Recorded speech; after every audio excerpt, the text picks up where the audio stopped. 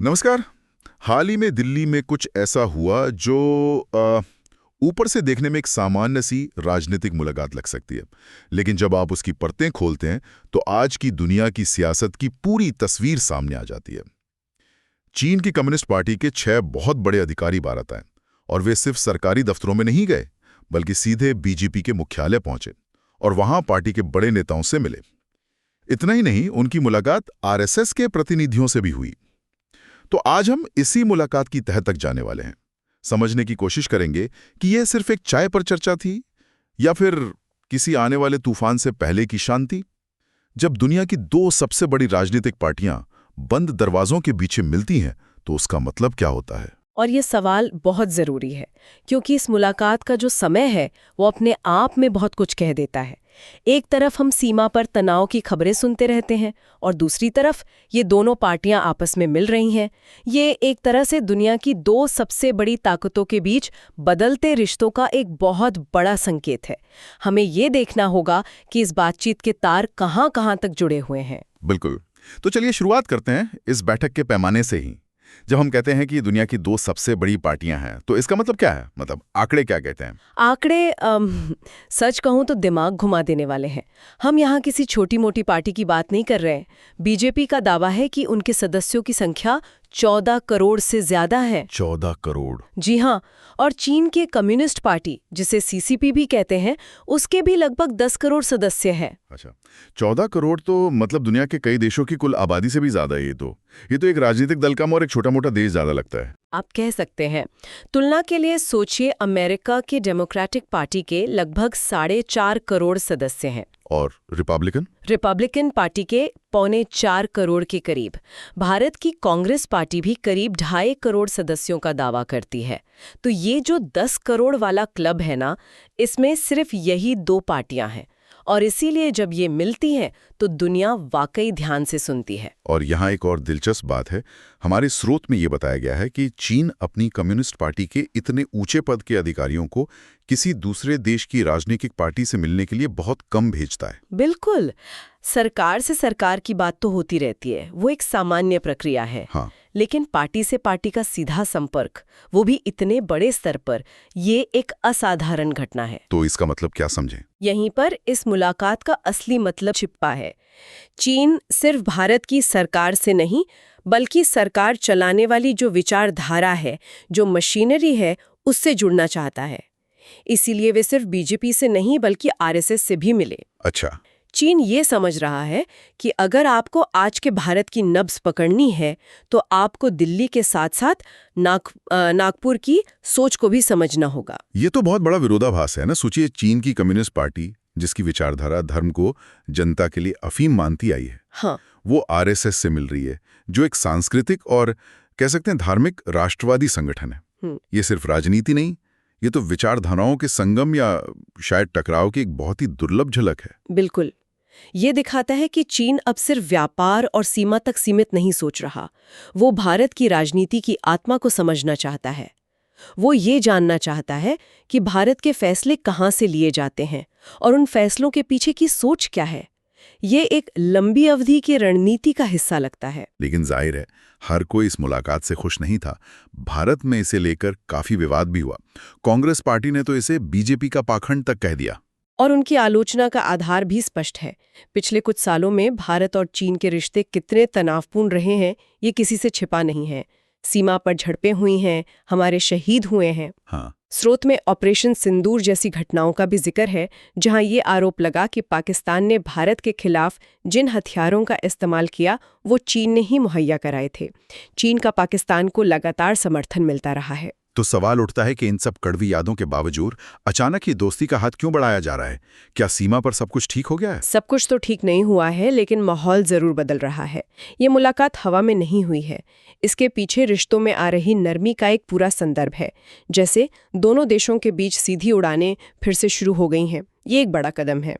हाँ, और भारतीय सेना प्रमुख जनरल उपेंद्र द्विवेदी का बयान भी इसी तरफ इशारा करता है। उन्होंने कहा कि सीमा पर सैनिकों का पुनर्समायोजन हुआ है। पुनर्समायोजन। हाँ। और दोनों देश आपसी विश्वास बढ़ाने की कोशिश कर रहे हैं। हालांकि ये पुनर्समायोजन शब्द थोड़ा अस्पष्ट है। पर इसका मतलब तो यही है कि कुछ सकारात्मक हो रहा है। हाँ, लेकिन उन्होंने ये भी साफ कर दिया कि भारत अपने स्टैंड से पीछे नहीं हटा है। मिसाल के तौर पर शख्सगाम घाटी को लीजिए। ये वो इलाका है जिसे पाकिस्तान ने 1963 में अवैध रूप से चीन को सौंप दिया था। अच्छा। भारत आज भी इस पर अपना दावा करता है और सेना प्रमुख ने हाल ही में बीजिंग के दावे को खुले तौर पर खारिज कर दिया। और ये कोई छोटा मोटा इलाका नहीं है ना, इसकी रणनीतिक अहमियत तो बहुत ज्यादा होगी। बहुत ज्यादा।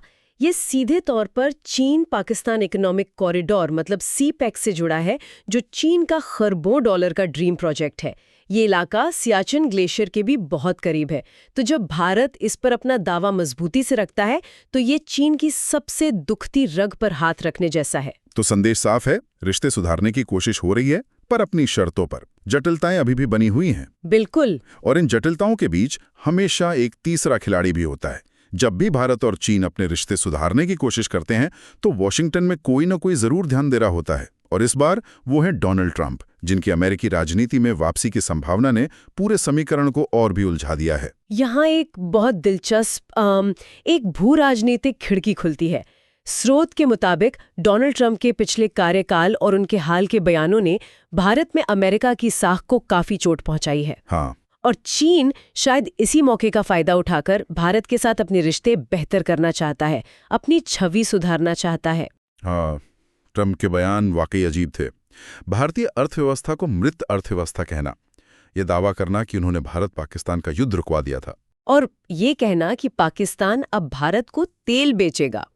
ये ऐसी बातें हैं जिन्हें सुनकर कोई भी हंसेगा, लेकिन जब ये दुनिया के सबसे शक्तिशाली देश के राष्ट्रपति पद के उम्मीदवार के मुंह से निकलती हैं तो ये चिंता का विषय बन जाती हैं। इससे एक तरह की अनिश्चितता पैदा होती है। तो क्या ट्रंप के इन बयानों का असर सिर्फ जनता की राय पर पड़ा, या इसने दिल्ली के नीति निर्माताओं को भी सोचने पर मजबूर किया? बिल्कुल किया। जब आपका सबसे बड़ा रणनीतिक साझेदार आपको लेकर ऐसे बयान दे और व्यापार युद्ध की धमकी दे, तो आप स्वाभाविक रूप से दूसरे विकल्प तलाशना शुरू करते हैं। आप सोचने लगते हैं कि क्या आप किसी एक देश पर बहुत ज्यादा निर्भर हो सकते हैं। सही बात है। चीन इसी मौके की तलाश में था। वो भारत को ये संदेश देना चाहता है कि देखिए, पश्चिम में अनिश्चितता है, लेकिन हम आपके पड़ोसी हैं, एक स्थिर शक्ति हैं, हम मिलकर काम कर सकते हैं। शायद चीन की ये यात्रा उस बड़े आयोजन की तैयारी का हिस्सा हो। इसकी पूरी संभावना है। 2026 में भारत ब्रिक्स की मेजबानी करेगा, और ये कोई साधारण सम्मेलन नहीं होगा। इसमें चीन के राष्ट्रपति शी जिनपिंग और रूस के राष्ट्रपति व्लादिमीर पुतिन के आने की पूरी उम्मीद है। ऐसे में चीन चाहेगा कि जब उनके सर्वोच्च नेता भारत आएं तो माहौल सकारात्मक हो और यात्रा हर लिहाज से सफल हो। यह मुलाकात उसी की जमीन तैयार करने जैसी है। वे यहाँ का राजनीतिक मिजाज भांपने आए हैं। और ब्रिक्स अब वो संगठन नहीं रहा जो सिर्फ 5 उभरती अर्थव्यवस्थाओं का एक छोटा सा क्लब था। इसका दायरा तो अब बहुत बड़ा हो गया है। बहुत बड़ा। अब ब्रिक्स में मिस्र, इथियोपिया, ईरान और संयुक्त अरब अमीरात मतलब यूएई जैसे नए और महत्वपूर्ण देश जुड़ चुके हैं। अमेरिका ने किसी तरह सऊदी अरब को इसमें शामिल होने से अभी के लिए रोक रखा है, वरना वो भी सदस्य बन जाता है। अच्छा, तो अब ये सिर्फ एक आर्थिक मंच नहीं रहा, ये एक मजबूत भू राजनीतिक गुट बनता जा रहा है, जिसे कई लोग पश्चिम के G7 के जवाब के तौर पर देखते हैं। कल्पना कीजिए उस तस्वीर की। 2026 में दिल्ली में एक मंच पर प्रधानमंत्री Modi, Xi Jinping, Vladimir Putin और साथ में ईरान के राष्ट्रपति भी खड़े होंगे। ये दुनिया के लिए एक बहुत बड़ा राजनीतिक संदेश होगा, नहीं? निश्चित रूप से। और इसीलिए स्रोत में 2026 को दुनिया की सियासत के लिए एक बेहद अहम साल बताया गया है। ये वो साल हो सकता है जो अगले 10-15 सालों के लिए कई देशों की विदेश नीति की दिशा तय करेगा। और चीन के कम्युनिस्ट पार्टी की ये हालिया भारत यात्रा उसी बड़ी तस्वीर का एक छोटा लेकिन बहुत जरूरी हिस्सा है। वे 2026 के लिए अपनी बिसात बिछा रहे हैं। तो इस पूरी चर्चा को अगर हम समेटें तो इसका मतलब क्या निकलता है? ये साफ है कि चीन की कम्युनिस्ट पार्टी की ये यात्रा सिर्फ एक औपचारिक मुलाकात नहीं थी। ये एक बहुत ही सोचा समझा रणनीतिक कदम है। हाँ, ये एक बहुस्तरीय रणनीति है। एक तरफ वे सीमा पर तनाव कम करके माहौल को सामान्य बनाना चाहते हैं, दूसरी तरफ वे अमेरिका की राजनीति में अनिश्चितता का फायदा उठाकर भारत को अपने करीब लाना चाहते हैं। और तीसरी और सबसे बड़ी बात, वे ब्रिक्स जैसे मंचों के जरिए एक नई विश्व व्यवस्था बनाने की कोशिश कर रहे हैं, जिसमें भारत की भूमिका बहुत महत्वपूर्ण होगी। तो ये पूरी कहानी हमें एक बहुत बड़े सवाल पर लाकर खड़ा कर देती है। चीन की ये पहल दोस्ती का हाथ है या एक चतुर रणनीतिक चाल? शायद दोनों। दुनिया की राजनीति में कुछ भी ब्लैक एंड व्हाइट नहीं होता है ना। ये एक जटिल नृत्य की तरह है, जहां दोस्त और दुश्मन दोनों एक ही साथ एक ही मंच पर होते हैं। स्रोत में एक बहुत ही महत्वपूर्ण बात कही गई है कि आने वाले समय में चीन और अमेरिका दोनों ही भारत को अपनी तरफ खींचने की जोरदार कोशिश करेंगे। अमेरिका चाहेगा कि भारत इंडो पैसिफिक में चीन को रोकने में उसकी मदद करे, और चीन चाहेगा कि भारत ब्रिक्स को मजबूत करके अमेरिकी दबदबे को चुनौती दे। तो अंत में ये सब कुछ भारत पर आ जाता है। ऐसे में हमारे श्रोताओं के लिए सोचने वाली बात यह है कि भविष्य में भारत को अपनी विदेश नीति में किस तरह का संतुलन साधना होगा, जब दुनिया की दो सबसे बड़ी महाशक्तियां उसे अपनी अपनी ओर खींचने के लिए हर संभव प्रयास कर रही होंगी। क्या भारत किसी एक का पक्ष लेगा या फिर दोनों से दूरी बनाकर अपना एक अलग रास्ता बनाएगा? ये वो सवाल है जिसका जवाब आने वाला वक्त